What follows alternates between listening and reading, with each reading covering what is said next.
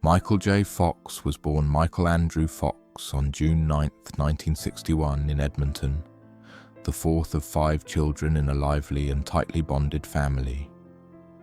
His childhood was marked by frequent relocations due to his father, William Fox's career as a police officer and member of the Canadian Forces.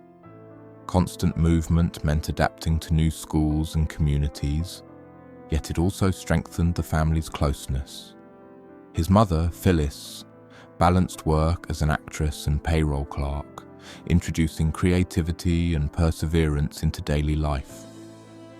In 1971, the family finally settled in Burnaby, offering young Michael stability during formative years. These early experiences shaped his grounded personality, blending discipline with imagination. The mixture of structure and artistic influence would later define both his professional approach and his deeply human public identity. From hockey dreams to the stage, like many Canadian boys, Michael grew up idolizing hockey stars and dreaming of playing in the NHL. However, his smaller stature made competitive advancement difficult, forcing him to reconsider his ambitions.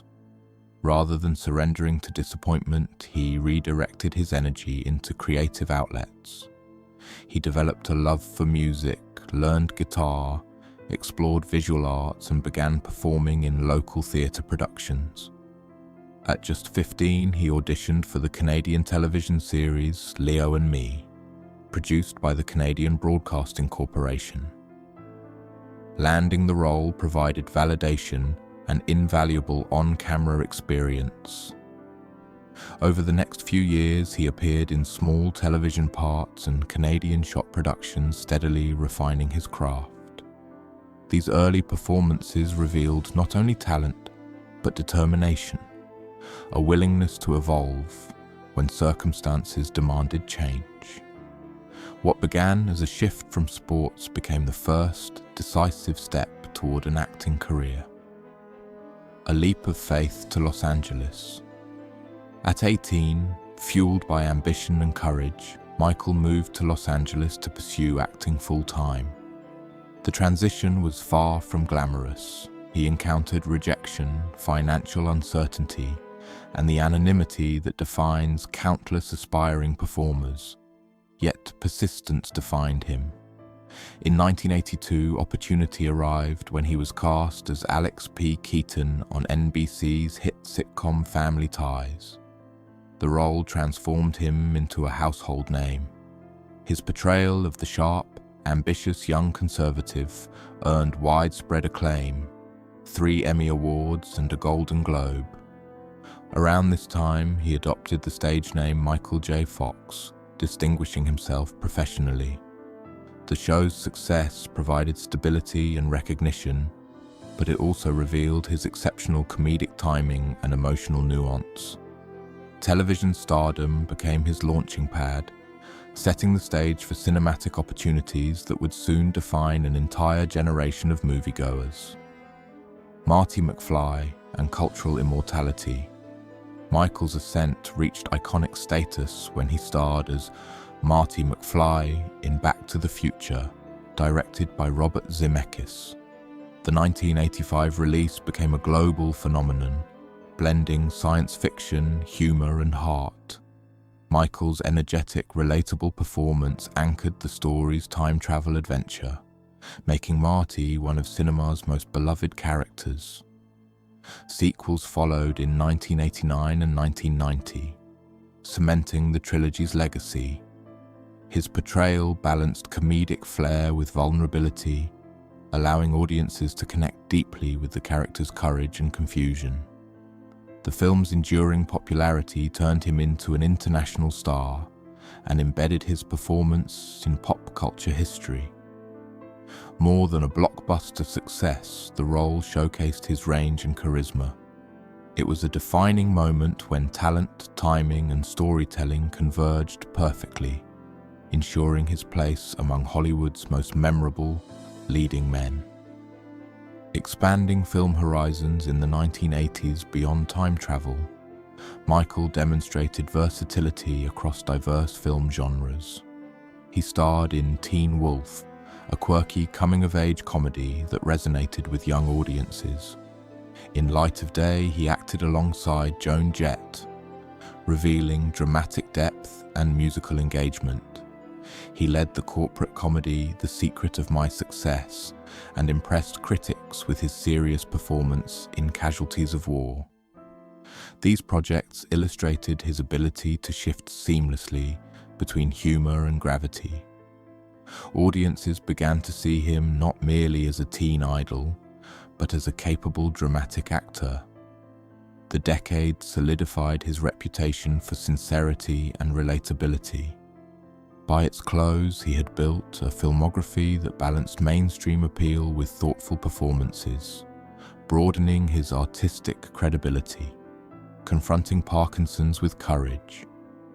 In 1991, at the height of his success, Michael was diagnosed with Parkinson's disease, a progressive neurological disorder. The news was life-altering. Initially private about the diagnosis, he continued acting while processing its implications. Rather than retreat from public life, he chose resilience. Films such as Doc Hollywood, For Love or Money, Life with Mikey, and Greedy reflected his ongoing dedication to craft. His performances carried new layers of emotional authenticity, shaped by personal challenge. In 1998, he publicly disclosed his condition, becoming an advocate for research and awareness. His decision transformed personal adversity into collective inspiration. Rather than defining him by limitation, Parkinson's became part of a broader narrative about perseverance, dignity, and hope. His openness redefined celebrity vulnerability and strengthened his bond with audiences worldwide. Spin City and television renewal. Michael returned to television prominence in 1996 with Spin City, created by Gary David Goldberg. Portraying the witty deputy mayor of New York City, he reaffirmed his comedic brilliance. The role earned him additional awards and showcased his seasoned confidence. During this era, he also starred in The Frighteners, directed by Peter Jackson, blending humor with supernatural suspense. His voice work expanded his reach to younger audiences through Homeward Bound, The Incredible Journey, Stuart Little, and Atlantis, The Lost Empire. These diverse roles highlighted adaptability and enduring charm. Even as health challenges progressed, his presence remained magnetic. Television and voice acting offered creative fulfillment while allowing him to manage physical demands thoughtfully. Guest roles and artistic longevity. As his condition evolved, Michael shifted toward guest appearances that capitalized on his strengths. He delivered memorable performances on Scrubs, Boston Legal, Rescue Me, and The Good Wife. These roles earned Emmy nominations and demonstrated continued artistic vitality. Critics praised his emotional precision and sharp timing. Rather than fading quietly, he adapted strategically, choosing parts that resonated personally and professionally. His later television work reflected maturity and depth, underscoring that talent transcends physical limitation.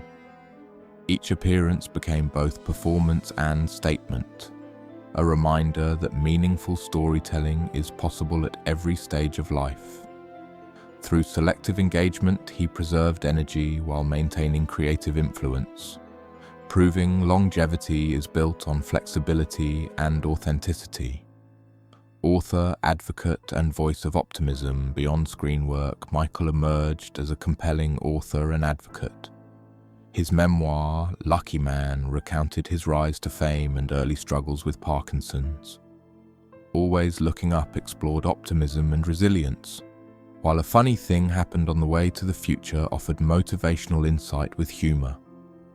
Through candid storytelling, he reframed adversity as opportunity. His advocacy extended beyond words.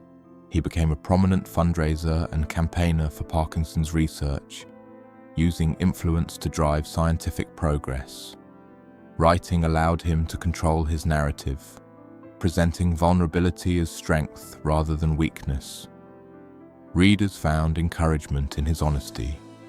His literary voice complemented his public activism, reinforcing a message of courage, gratitude, and forward-looking hope that resonated far beyond Hollywood. Love, boundaries, and lasting legacy. In 1988, Michael married Tracy Pollan, his former Family Ties co-star. Together, they built a family with 4 children, sustaining a marriage admired for stability and mutual support. Pollan's partnership has been central to his endurance, offering grounding amid fame and illness.